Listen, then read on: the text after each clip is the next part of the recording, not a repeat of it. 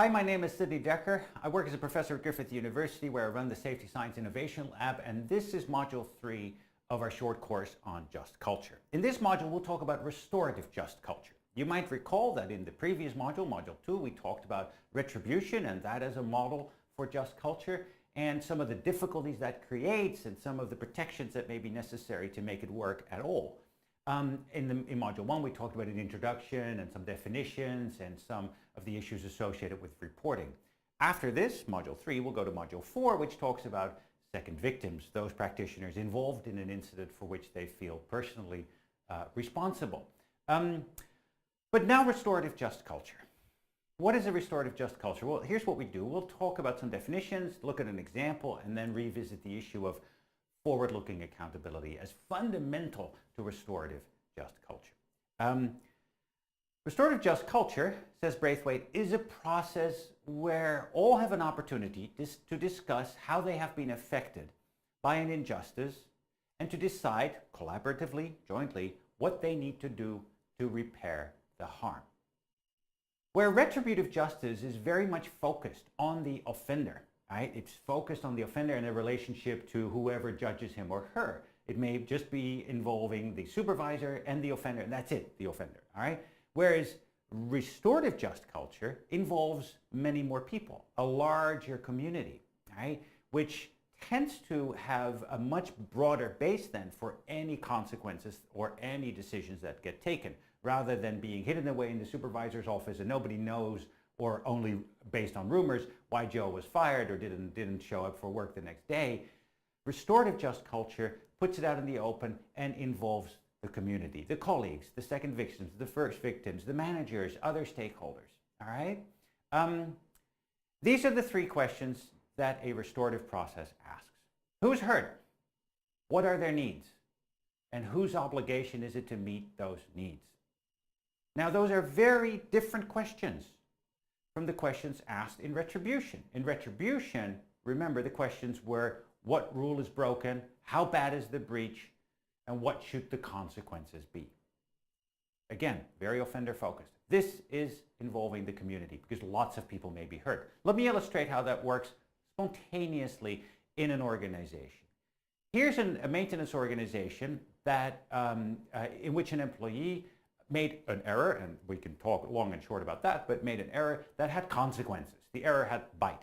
That is, it cost the airline a lot of money and also some face, reputation, but it also had safety consequences. It created safety risk. The airline dispatched the airplane with a faulty part in it. Now, so it turned back, all kinds of delays, and so pretty bad consequences. At the end of the day, nobody got physically hurt.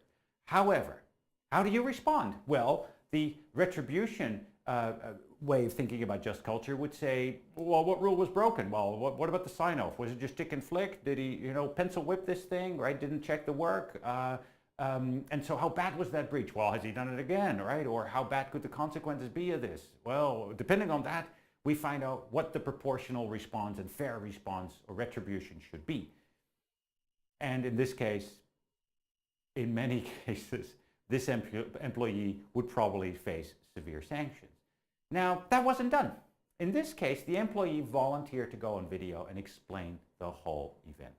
And so what happened was he stood on the ramp and explained the situation that led up to the error, the shift, how it looked, who was there, the consequences of the error.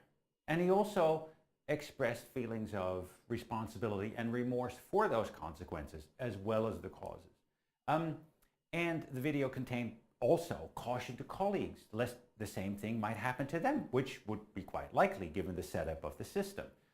All of this was put on a 7-minute video, which was then used throughout the organization in order to learn from this event and all improve. Now, that could be seen as a spontaneous instance of restorative justice. Why? Well, let's look at it. In terms of the employee, what happened? Well, the employee offered honest disclosure. Look, this is I've worked for this organization for the last 32 years, and this was the evening, and this is how I got involved in this, right? He gave his account. Remember that in retributive justice, an account is something that you pay or you settle. In restorative justice, it's much more something you tell. But by telling it, by sharing that account, by sharing the lesson, you could argue that the employee, in fact, repaid a debt that arose because of the incident. He repaid the debt to his colleagues, to his organization, and some of the trust that had been broken by sharing the story, by expressing remorse and responsibility for the event and its consequences. You could also argue that this employee engaged in forward-looking accountability. Yes, he looked back on the event, but he also looked forward and said, hey guys, if you're involved in something like this in the future, make sure that you check this, do that, don't get involved in the way that I did because da-da-da. And so forward-looking accountability, all right? This could be seen as restorative actions. But what about the company? What about the organization? What's its position in this? Well, did it let the employee off the hook? Because that often is an argument that people come with and say, oh, just this type of justice lets people off the hook. I don't think this guy was let off the hook. He had to go on video. He was not necessarily comfortable talking on video, hadn't been taught how to do it, but he did it. And he made himself vulnerable for all of his colleagues. And there was a whole bunch of colleagues who were going to look at this, right? And so they didn't let him off the hook at all. He was held accountable by giving his account. The organization also understands that this employee is the best expert to learn from. You could go to a consultant and say, how do we avoid this? Yeah, that's nice, costs money, and it may not teach you as much as this employee could teach you because he's been there. He's lived the experience. Who else is better to learn from and to teach the others lest it happens to them? The organization understands that sanctioning this employee would exit the story, right, out of the organization, or would at least silence the story if the man stays. But it also would discourage others from similarly sharing their stories. And so, again, that restorative process helped the organization as well. The organization rebuilt trust not by coming down hard on someone and saying, boom, this is the consequence, right? No, it rebuilt trust by being honest to each other, right? As in, hey, we're really upset, this is not good, we're disappointed, we really hope to see better performance from our guys, but help us understand how it happened and help us get the confidence that it won't happen again in the same way. And so it rebuilds trust in a very different way. And most importantly, this process helped the organization identify the systemic conditions that gave rise to the error in the first place. And that's a very important distinction between retribution versus restoration when it comes to your just culture. Remember that a just culture is very much about learning and about that trust, all right?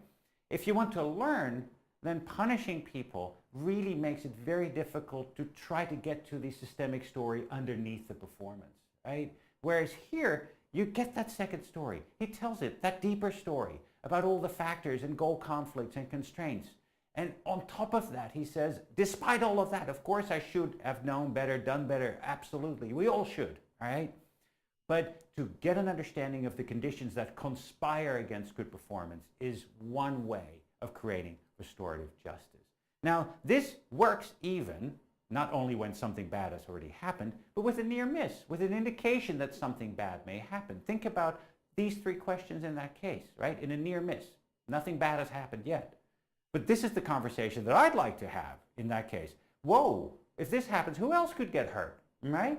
What do we need to do now so that that doesn't happen, right? And whose obligation is it to do that? That literally is the creation of forward-looking accountability through a restorative process, right? Who else could be hurt by this? What do we need to do now? And whose obligation is it to do that? See if you can get yourself to engage in that sort of forward-looking accountability in your own organization. If we wrap this up, you could argue that retribution is a way of meeting hurt with more hurt. Restoration is a way of meeting hurt with healing.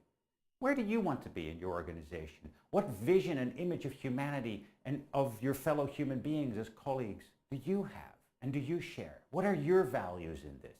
Do you want to meet hurt with hurt? Is that who you are? Or do you want to meet hurt with healing? Is that who you are? In the next module, we'll look at second victims and the organizational response to them.